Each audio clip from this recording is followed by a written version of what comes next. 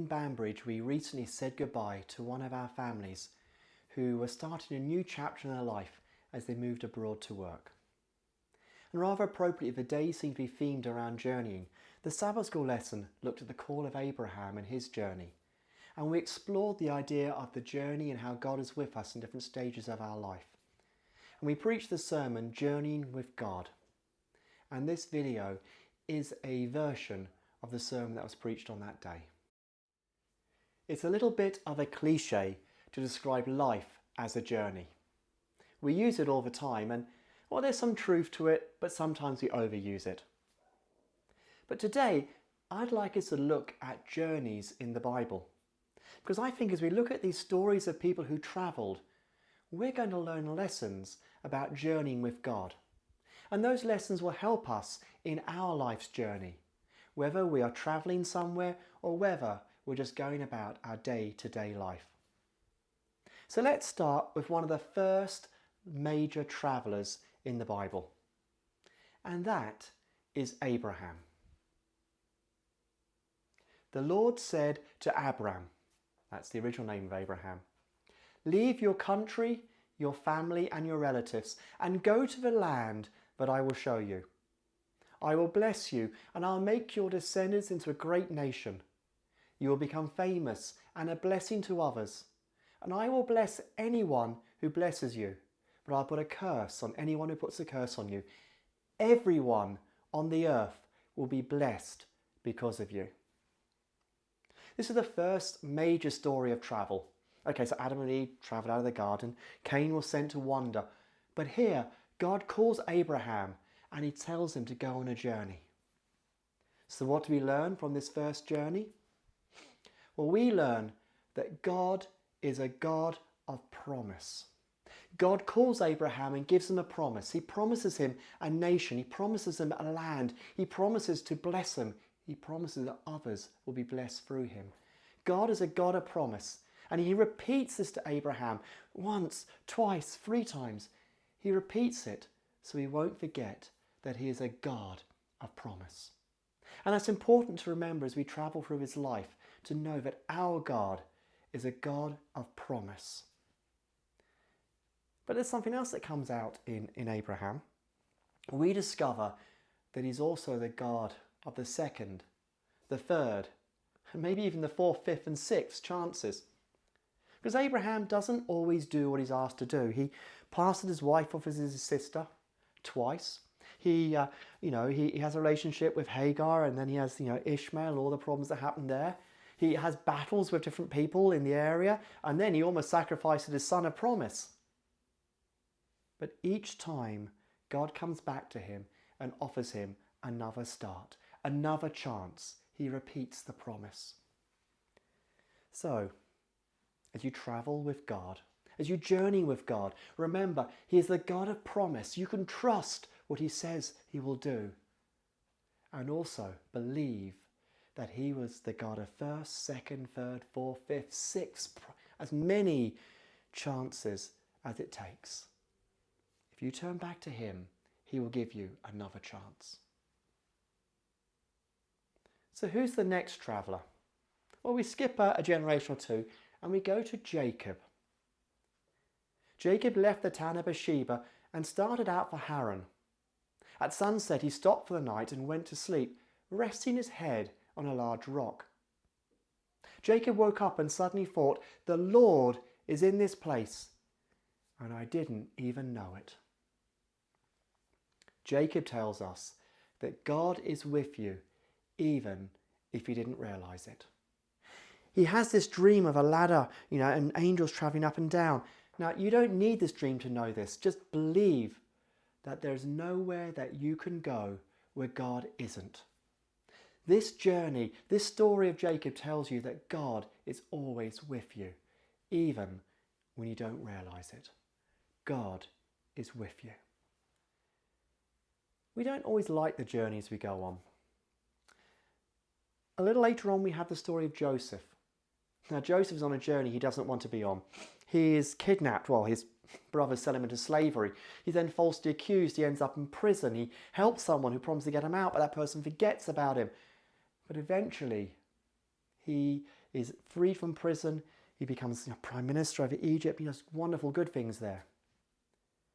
And there's a time later where there's a famine, but because of his planning, they're safe. And his family they don't realise it's him, and they're looking for food. And he says this, "You tried to harm me, but God made it turn out for the best so that he could save all of these people as he's now doing." God can use other people's evil for good. We may be in a place in our journey that we don't want to be. We may be in a place where others are taking advantage of us. We may be in a place where things are going wrong. But God can still use that for good. In the midst of bad times and bad places, we can still bless others.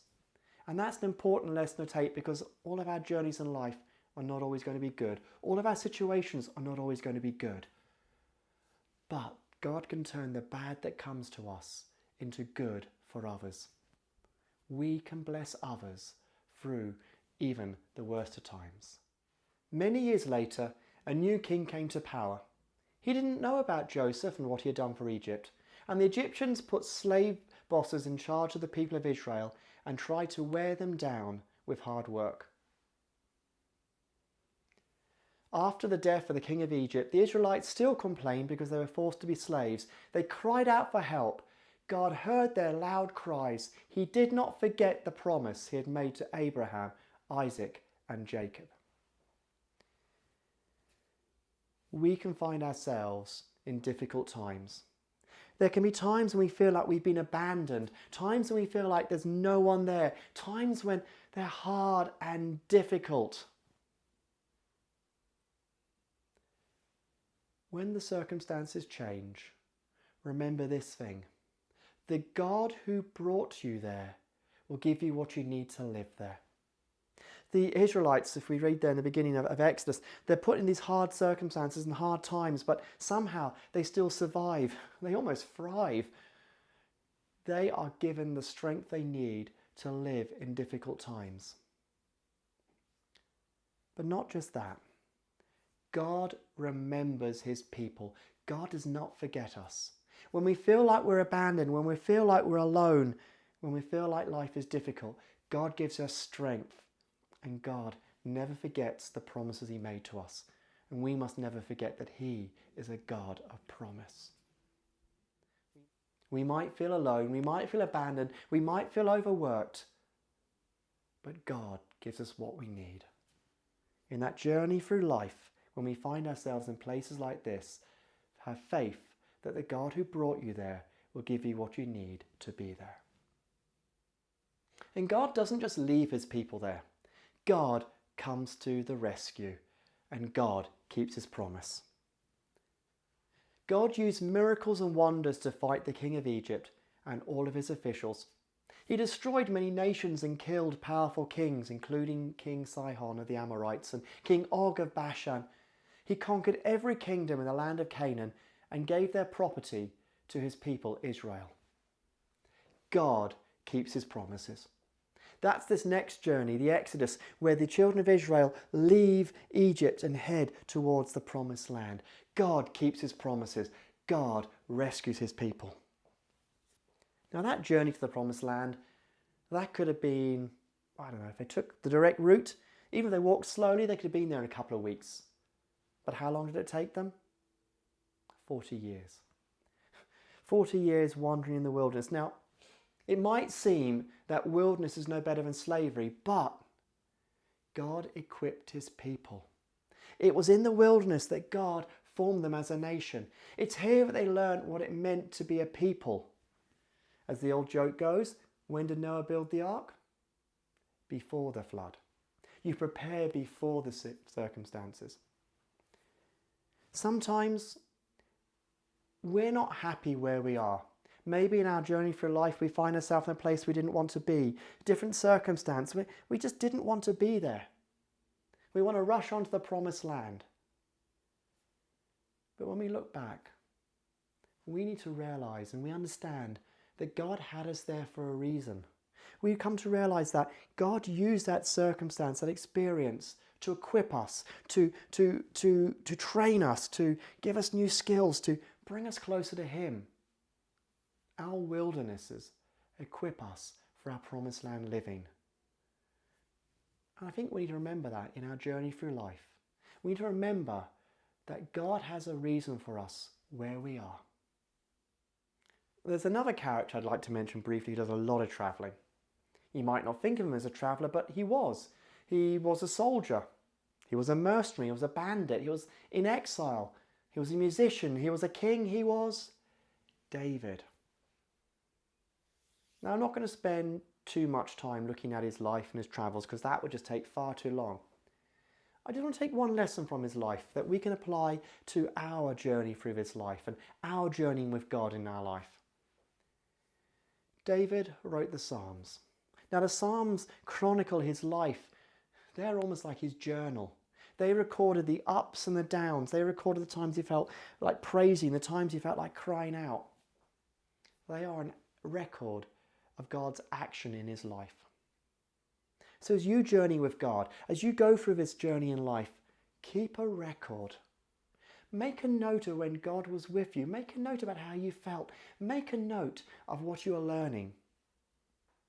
Because there are times when you'll look back and you'll say, yes, I can see God was there. And I give you confidence now. There are times when you might need to be able to share your story with someone else. There are times when someone's story might impact you. So on this journey, keep a record of your journey with God.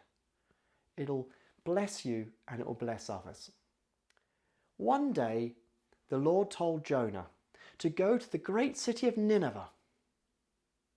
Instead, Jonah ran from the Lord. He went to the seaport of Joppa and bought a ticket on a ship going to Spain. Then he got on the ship and sailed away to escape. God called Jonah and told him to go on a journey. So what did he do? Well, he went to a travel agent and bought a ticket in the opposite direction and tried to escape. Now we know that God intervenes, and we know that Jonah finds himself in Nineveh. So what's the lesson we learn from this story of a journey? It's the importance of following God, even if we don't want to. There may be times when we wrestle with that calling, when God tells us he wants us to go somewhere, be somewhere, do something, and we just don't want to. Maybe it's too difficult. Maybe it's too much of a commitment. Maybe we have to give up too much. But God calls us. He has a place he wants us to be. And then we have a choice. We can either, answer. And if Jonah had taken a comfortable trip to Nineveh, it wouldn't have been too bad. It would have been a short thing. Instead, he has an uncomfortable journey in the belly of a whale. So when God calls you and asks you to do something, are you going to say yes? Or are you going to try and run away and end up in a smelly fish? If you don't take anything else from the story of Jonah, and so much there, take this. It's really important to go where God asked you. If God says, journey with me here, do it, even if you don't feel like it. Towards the end of the Old Testament, there's another journey. And this one is not such a fun trip. It's the exile. Through his prophets, God warned his people and told them that they needed to change. He told them that they must do this or they would end up in exile. And what did they do? Well, they ignored the warnings. You see, God warns them, but he gives them the freedom to choose, and they chose a different course, so they ended in exile. And Daniel reflects on this. He prays this in a prayer in chapter 9. Our Lord, you are a great and fearsome God, and you faithfully keep your agreement with those that love and obey you. But we have sinned terribly by rebelling against you and rejecting your laws and teachings. We have ignored the message your servants, the prophets, spoke to our kings, our leaders, our ancestors, and everyone else. Everything you do is right, but we still suffer disgrace because of this. This includes all of us, Jerusalem, Israel, and all those who have been dragged away to foreign lands. God warned them, and they didn't listen. Now we look at them, but how often do we do that in our life's journeys? We too ignore the warnings that God gives us. God tells us, don't do that. He tells us, do this. But he won't force us because of free will. And that means that sometimes we end up having to face the consequences of our actions. Sometimes we may end up in exile. But even there is hope. Daniel continues his prayer and says, please show mercy to your chosen city, not because we deserve it, but because of your great kindness. Forgive us. Hurry and do something. Even in exile, there is hope because God is faithful and God will bring you back home. Daniel says, we didn't keep our part of the promise, but please keep yours anyway. And God does. He's a God of first, second, third, fourth, fifth chances, remember? He's a God who keeps his promises. And so God brought them home. If you find yourself in a place where you shouldn't be, a place where maybe you've ignored God and you're now facing the consequences, turn to God. He is faithful. He will bring you home if you ask him to. There's nowhere that's too far. There's nowhere that's too far for him to listen. God promises to bring you out of exile and bring you home. Now we move into the New Testament and we could look at all sorts of journeys here. The apostles, they travelled the world to share the good news, and especially Paul, but I'm not going to do that. I just want to mention one more character who travels. The most important character in the Bible is not Abraham, it's not David, it's not the kings and queens of Israel, it's not the apostles, it's God. The Bible is the story of God's actions in this world, his interactions with us. And God is the greatest traveller.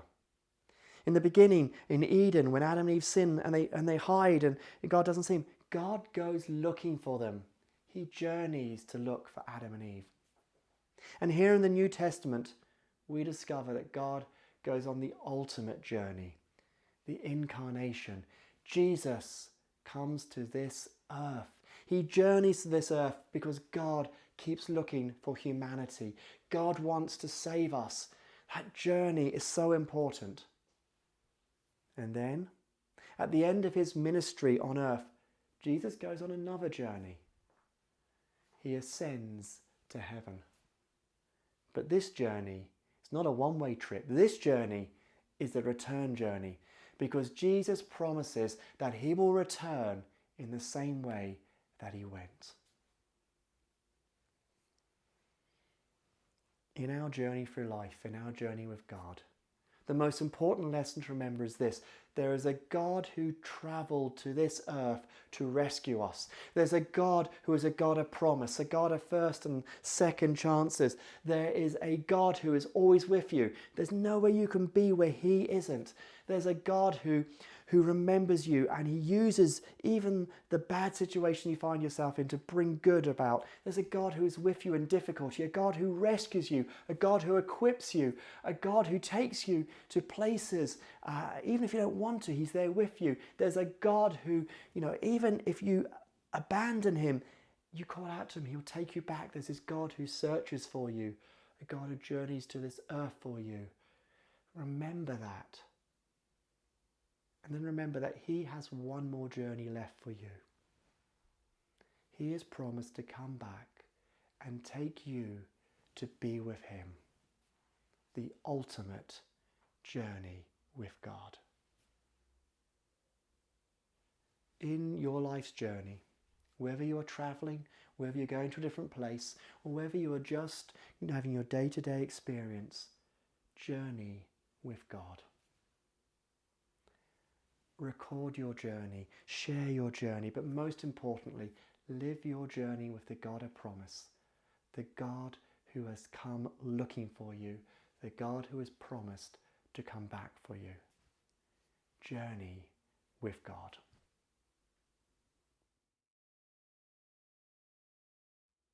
And may the Lord bless you and keep you. The Lord make his face shine upon you and be gracious to you.